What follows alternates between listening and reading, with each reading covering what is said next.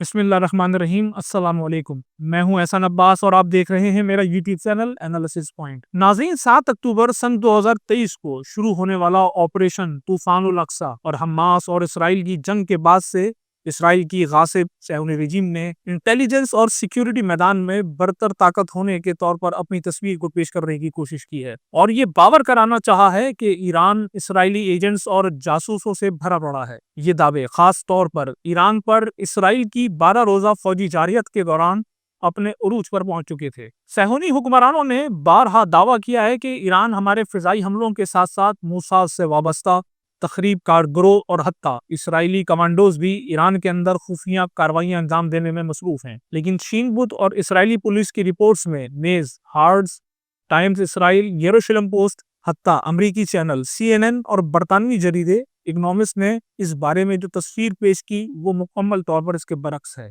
ان ذرائع ابلاغ کا کہنا ہے کہ وہ فریق جسے بڑے پیمانے پر مد مقابل کے جاسوسوں اور جاسوسی نیٹ ورک سے سامنا ہے، ایران نہیں بلکہ اسرائیل ہے۔ ان میڈیا ذرائع نے اس بات پر زور دیا ہے کہ اسرائیل ایران کی جاسوسی سرگرمیوں پر قابو پانے میں پوری طرح ناکام ہو چکا ہے اور اس لحاظ سے شدید سیکیورٹی بحران کا شکار ہے۔ اسرائیلی، امریکی اور برطانوی ذرائع ابلاغ کے اس موقف سے نہ صرف اسرائیلی حکمرانوں کے ایران کے بارے میں دعوے غلط ثابت ہو جاتے ہیں، بلکہ صہیونی سماجی ڈھانچے اور اس سے زیادہ اہم یہ کہ اسرائیل کی سیکیورٹی نظام کی کمزوری بھی ظاہر ہوتی ہے۔ اسرائیل کی داخلہ انٹیلیجنس ایجنسی شین بت اور اسرائیلی پولیس کی رپورٹ سے ظاہر ہوتا ہے اکتوبر سن 2023 میں غزہ جنگ شروع ہونے کے بعد سے آج تک ایران کے 45 جاسوس اسرائیل میں پکڑے گئے ہیں، جن میں سے کم از کم 40 کو سزائیں بھی سنائی جا چکی ہیں۔ ناظرین، مقبوضہ فلسطین کے باشندوں کی جانب سے ایران کے حق میں جاسوسی سرگرمی انجام دینے کا رجحان بڑھتا چلا جا رہا ہے، جبکہ صہیونی حکام اس بحران پر قابو پانے میں بری طرح ناکام دکھائی دیتے ہیں۔ سن 2024 میں CNN نے اپنی ایک رپورٹ میں دعویٰ کیا تھا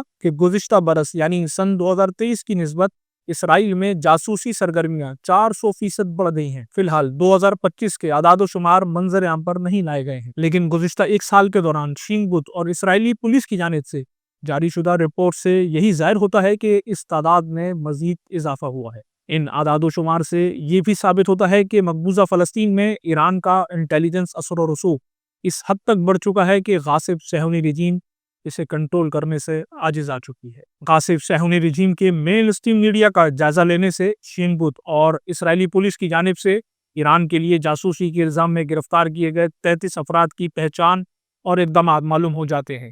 یہ افراد مختلف شعبوں سے تعلق رکھتے تھے، جن میں فوجی افسران اور ریزرو فورس کے سپاہیوں سے لے کر فقیر، تارکین وطن، بے روزگار جوان، مذہبی انتہا پسند، فلسطینی نژاد اسرائیلی شہری اور حتیٰ مسن افراد شامل تھے۔ ناظرین، ایران کے لیے جاسوسی کرنے میں اصل محرک پیسہ کمانا بتایا گیا ہے، اور ان میں سے اکثر افراد سوشل میڈیا گروپس کے ذریعے ایران کے انٹیلیجنس اداروں کے جال میں پھنسے تھے۔ ان جاسوسوں کا تعلق زندگی کے مختلف شعبہ جات سے ہونا نہ صرف اسرائیلی معاشرے میں پائی جانے والی دراؤں کو ظاہر کرتا ہے، بلکہ ایران کی جانب سے ان کمزوریوں سے ذہانت آمیز بہرہ مندی کا عکاس بھی ہے۔ اسرائیلی حکام چند جاسوسوں کی تفصیلات بیان کرتے ہیں جن کا جائزہ لینے سے مزید تفصیلات حاصل ہو سکتی ہیں۔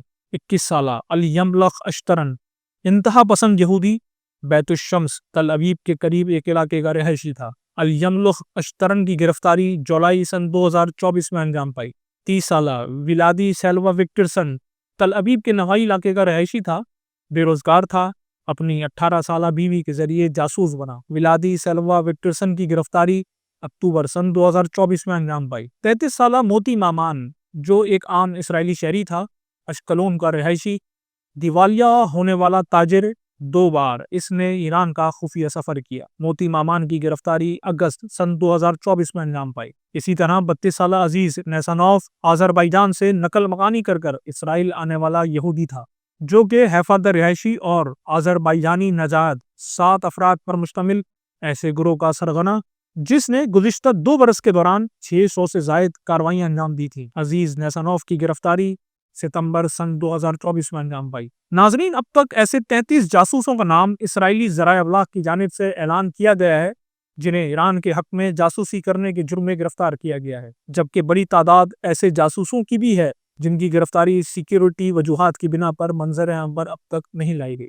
غاصب صہیونی رجیم اپنی فیس سیونگ کے لیے ہی صحیح کچھ حد تک ان جاسوسوں کو منظر عام پر لانے پر مجبور ہے، لہٰذا ایسے افراد جن کی گرفتاری کا اعلان نہیں کیا گیا اور خفیہ رکھا گیا ہے، ان کی تعداد کہیں زیادہ ہو سکتی ہے۔ مزید برآں ایسے جاسوس اور جاسوسی نیٹ ورکس جو مقبوضہ فلسطین میں ایران کے حق میں سرگرم ہیں، ان کی تعداد کا اندازہ کسی کو نہیں ہے۔ اسرائیل کے سیکیورٹی ماہر یوسی سلمان نے اعتراف کرتے ہوئے کہا کہ سب سے زیادہ پریشان کن مسئلہ اسرائیلیوں کی جانب سے چند ڈالر کے عوض قوم سے غداری کرنے پر تیار ہو جانا ہے۔ امید ہے ہماری یہ ویڈیو آپ کی معلومات میں اضافے کا باعث بنی ہوگی۔ اگر آپ مزید ایسی ویڈیوز، خبریں اور اس پر ہمارے تجزیے دیکھنا چاہتے ہیں تو ہمارے چینل کو ضرور سبسکرائب کریں، بیل آئیکن کو دبائیں، کمنٹ سیکشن میں اپنی رائے کا اظہار ضرور کریں۔ اب تک کے لیے اتنا ہی، ملتے ہیں اگلی ویڈیو میں۔